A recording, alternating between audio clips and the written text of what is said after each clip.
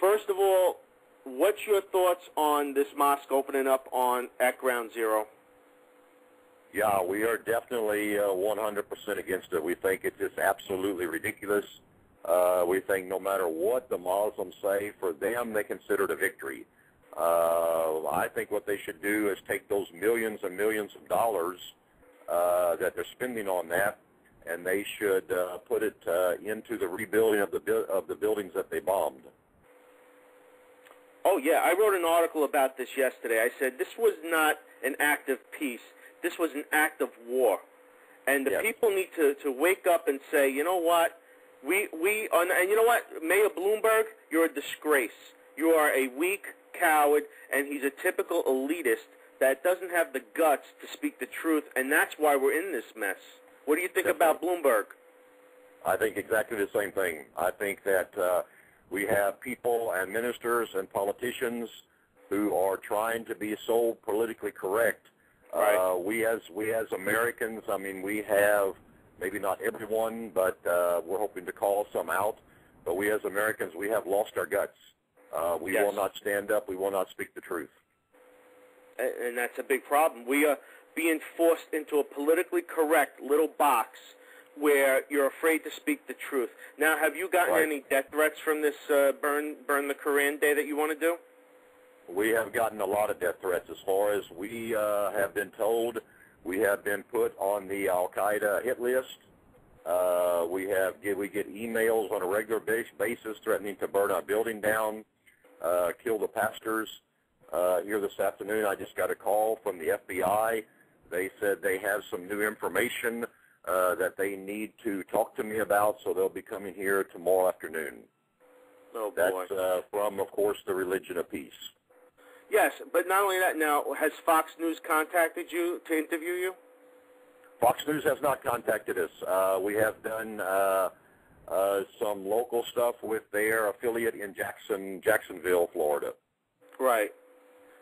Well, I want all of the listeners out there right now in the Conservative Monster radio audience, tonight and tomorrow we are going to hammer Fox News, and I'm putting this clip on YouTube, and I want it viral, and I want national attention to this, because this is a disgrace that this man is getting, death threats.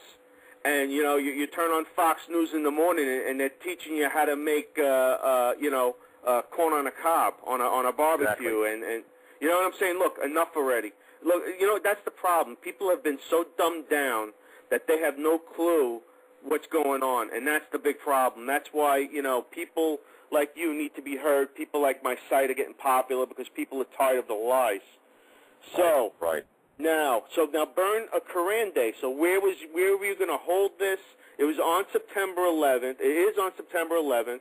It's your way of protesting the mosque, or is this the protest of the attacks, or what's this for?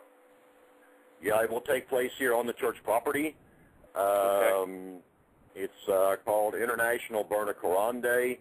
It has a couple of different purposes. Number one, we want to call attention to the people who were murdered. Number two, we want to send a message to Islam. We want to send a message to Sharia law that it is not welcome here. We are not going to wait like Europe until it's almost too late. It is not welcome. Muslims have already declared the day they had in Washington, D.C., with the interviews there, many of those Muslims have already declared what they want is the same thing that CARE wants, is to replace the Constitution of the United States with Sharia law. Our 9/11 burning is saying to them, no, we do not want that. We will not tolerate that. We are saying to the so-called peaceful Muslims, they better stay peaceful. Now, look, I'm always trying to think of angles here to combat terrorism, and, they're using, the truth is, religion is being used as a shield, and that's why, whenever anyone tries to speak out against them, they immediately yell, you're a homo, you're Islamophobe, I got the wrong phobe, but, it's always a phobe with them, but, you're an Islamophobe. So now, do you think that Islam, due to their very high connection here to terrorism. I mean, it's all over the world. This is a global network. Now, should they lose their freedom of religion protection? What's your opinion? My opinion would be that they are allowed to practice their religion here. I think that they need to be watched very carefully, see what kind of literature they are distributing in their Islamic schools. I think they need to be under scrutiny. I think as far as the freedom of religion, they can practice that. As soon as it looks as though, which is usually what always happens, they try to slide into Sharia law, Sharia courts. I think at that moment it must be stopped immediately, and if it is not stopped, then I think their religious freedom should be seriously in question. Yeah, because you see why I bring it up is because they want their own legal system, okay? Right. Now, if they want their own legal system, this is not a religion, this is a political system, and therefore, if it's a political system, it shouldn't be protected by freedom of religion because they want their own legal system, their own banking system. So, Right. you know, if they want their own, you know, own little box country or whatever you want to call it, then, you know, that don't sound like a religion to me. That sounds like a political system.